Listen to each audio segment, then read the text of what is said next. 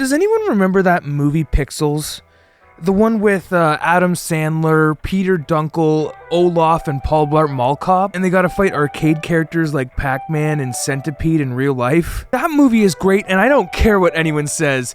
18% is such a low score, man. It does not deserve that. But one scene from that movie that's always stuck out to me is when younger Adam Sandler and Peter Dunkel participate in a Donkey Kong competition. And they have the entire crowd cheering them on. I always thought that'd be so cool as a kid. Well, back in the good old year of 2000, 12 competitors got to experience just that in a competition held by the Birdman himself, Tony Hawk, for a cash prize of $10,000. And that competition's name was the Big Score.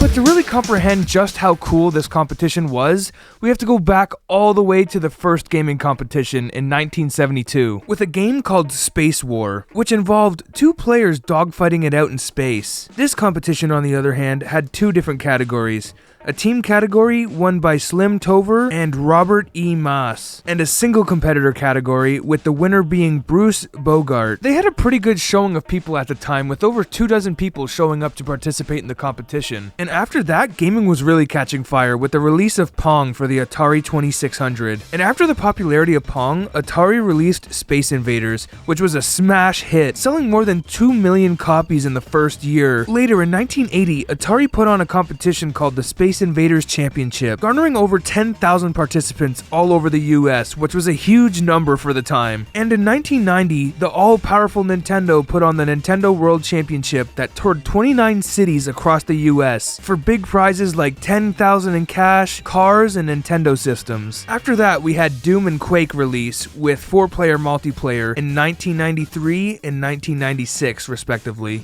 And in 92, we had Street Fighter 2 with the creation of Evo, which was originally Battle at the Bay. And then you had the epitome of cringiness with the first issue of PlayStation Magazine in 1997. But the big kahuna, the 2000s was a big deal for gaming in general. We had the PS2 release, Counter-Strike, Jet Set Radio, Baldur's Gate 2, The Sims, and Tony Hawk Pro Skater 2. Speaking of Tony Hawk Pro Skater 1 was a big deal for skateboarding in general. June the 29th, 1999, the legendary Tony Hawk makes history, landing the first 900 at the 5th X Games. Later that year, September 29th, 1990, the first Tony Hawk Pro Skater releases, shipping over 350,000 units, letting kids everywhere have a chance to hit the iconic 900 as well. And with the success of Tony Hawk Pro Skater 1, the next year, Tony Hawk Pro Skater 2 gets announced, with a release date set for September 29th, 2000. And to get players hyped for the release, Activision announces a competition in the July edition of PlayStation Magazine, with a big old picture of Tony Hawk on the front cover, telling the readers to play the THPS2 demo for a chance to be flown out to San Francisco and compete against 12 other competitors for a cash prize of $10,000. And obviously with each release of the PlayStation Magazine, you also get a demo disc included. In the disc was Tony Hawk Pro Skater 1, Legends of Dragoon, Star Trek Invasion, MLB 2001, and Mr. Driller. On the next page explaining all the games, Activision gave more information on how to participate in the competition, telling everyone to post their scores to Activision's website. There's also this picture of Fred Durst burning an Eco shoe. Get the fuck up! The demo only consisted of one level, that being Marsali, the third level of the game. And to validate your score on Activision's website, you would have had to put in the code that was generated on the screen after your 2-minute session. But that didn't stop a lot of people from putting in fake scores. But after sifting through all the fake scores and the real scores, Activision made their decision.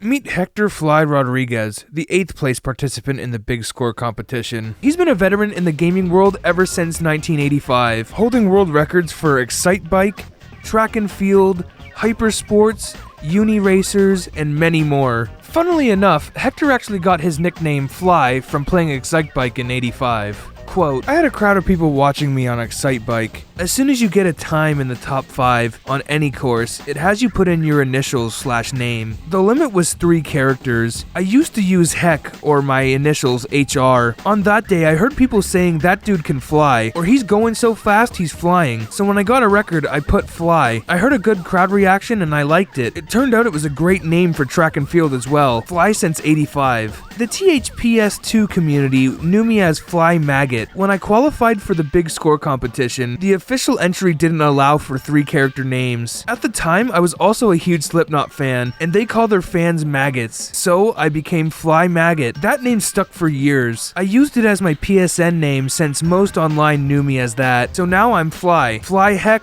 Heck Fly, Fly Maggot, and Hector Fly Rodriguez. Hector placed 8th in the US for the big score competition alongside 11 other competitors worldwide. August 17th, 2000, the Tony Hawk Big Score competition kicks off in San Francisco. Kara here in San Francisco at the Tony Hawk Pro Skater 2 Big Score contest. We've got 12 contestants from all over the world. They're going to go head to head for number 1 spot, $12,000. $10,000, excuse me. 12 contestants, $10,000. Luckily for the competitors, all expenses were covered, from the flight to very nice hotel rooms and free passes to the X Games, which was also happening at the same time. They treated the contestants like royalty, even offering them a ride in a limo to the event. Even though the event was just around the corner, some contestants, including Hector, accepted the offer and took a 2-minute scenic route to the event. When the contestants arrived, it was party time. There was a lot of people there, and this place was fancy. It had an open bar, a buffet table for convenient snacking after your run on the rails, and right in the middle of the venue was a booth with multiple TVs and a fully playable version of the game, not just the demo. It also had Brazilian dancers, live music, and people on stilts. Activision sunk a lot of money into this party, and you could tell. There was also ice sculptures shaped like skateboards. And apart from all the entertainment, there was a good handful of celebrities there, like the Birdman himself. There was also the Macho Man Randy Savage and Perry Farrell, the frontman of Jane's Addiction. He was acting as the DJ for the night. There was also multiple pro skaters there, like Steve Caballero. When the event started, the contestants noticed very quickly that the stats at the event were completely different compared to the demo stats that they've been practicing on for weeks. The stats in the demo were way better than the stats at the event. A lot of those players needed those boosted stats to get their scores to qualify for the event in the first place. Everyone was so used to the boosted stats that the game felt very sluggish. This little mishap really screwed over a lot of contestants. They pretty well had to quickly come up with new game plans and practically relearn the game because they couldn't reach spots that they used to with the boosted stats. So a lot of people used the DAO glitch, or DAO, or one of those names, I don't know, which allowed you to rotate the trick after touching the ground, which would usually end the combo. Hector tried going for spinning lamp stomps with Deo, but it didn't really work out, landing him in 8th place, but he didn't go home empty-handed.